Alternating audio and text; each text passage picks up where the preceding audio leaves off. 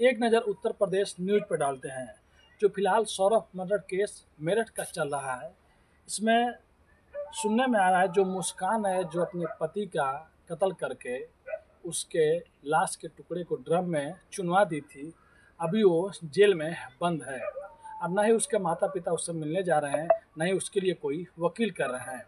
तब मुस्कान ने जेलर से ये मांग कर दिया है कि मुझे सरकारी वकील चाहिए, क्योंकि मेरा केस मेरे माँ बाप नहीं लड़ेंगे और जो मेरी माँ है वो मेरी सौतेली माँ है। मेरी माँ तो एक ही थी, वो मेरी मौसी थी। एक रिपोर्टर है, जब मुस्कान के माता पिता के पास गए और उनसे पूछें कि क्या आप लोग मुस्कान का केस लड़ेंगे या कोई वकील हायर करेंगे, तब मुस्कान के जो पिता हैं प्रमोद, वो बोले कि हम लोग जब तक जिंदा रहेंगे मुस्कान के लिए कोई भी वकील या कोई भी सहायता नहीं करेंगे।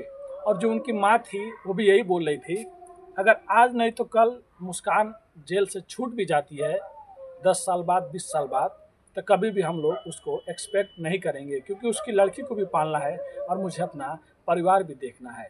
तभी रिपोर्टर वहाँ पे मुस्कान की माँ से पूछता है कि ये बताइए, आपको मालूम था मुस्कान काला जादू या ये सब चीज़ सोच रही है करने को, या ये सब चीज़ जानती थी? तो मुस्कान की माँ बताती हैं कि ये सब चीज़ तो मेरे को नहीं मालूम है, लेकिन हाँ, कुछ सालों पहले वो मेरे से इस चीज़ के बारे में पूछ रही थी, लेकिन मैंने उसको मना कर दिया कि मेरे को कुछ मालूम नहीं है।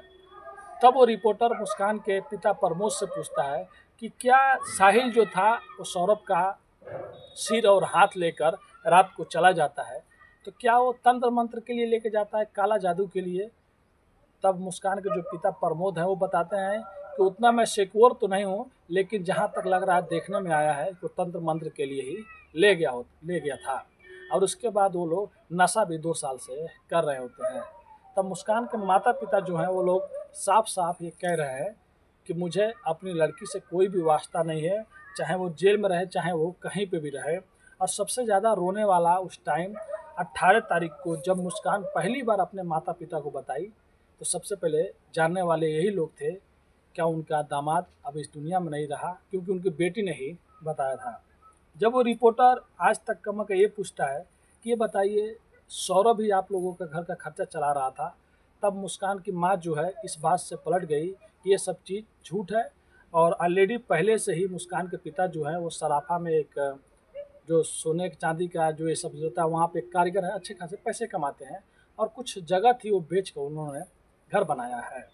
फिर एक और बात, जब वो रिपोर्टर ने मुस्कान के पिता से पूछा कि आज तक सौरभ ने आप लोगों को कितना पैसा दिया है इस बार जब वो घर आया था, तो तब प्रमोद जो हैं मुस्कान के पिता वो बताते हैं कि सौरभ इस बार फ़ोन किया था और बता रहा था कि हम लोग एक बार एयरपोर्ट पे आ रहे थे, तभी एयरपोर्ट पे पुलिस वाले वहीं पे मिल जाते हैं और मेरे दोस्त के पास जितने पैसे होते हैं वो पैसे वो लोग जब्त कर लेते हैं, इसीलिए मैं पैसे पहले ही घर भेज देना चाहता हूँ। तब वो अपने ससुर का अकाउंट नंबर लेता है और वहाँ से पैसे भेजने की कोशिश करता है, लेकिन जो उसके ससुर प्रमोद होते हैं मुस्कान के पिता, उनके खाते में पैसा नहीं जा रहा होता है।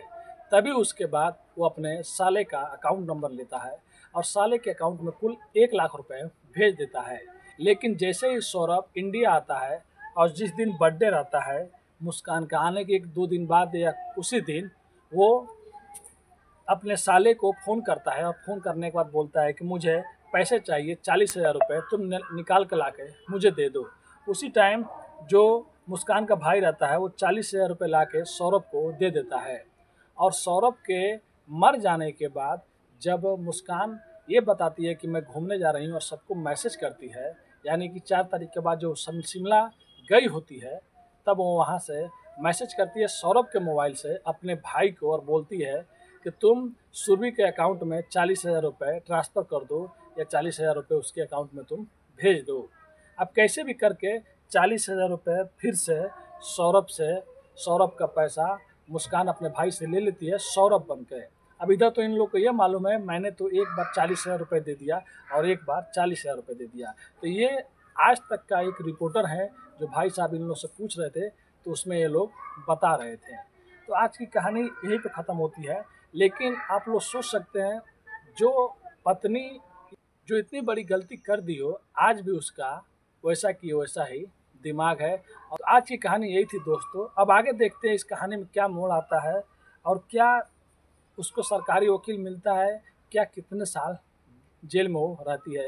लेकिन उसके माता पिता जो हैं वो साफ साफ मुकर गए हैं और वो लोग बता रहे हैं कि हम लोग और ज़्यादा कुछ भी सौरभ से पैसे नहीं लिए हैं।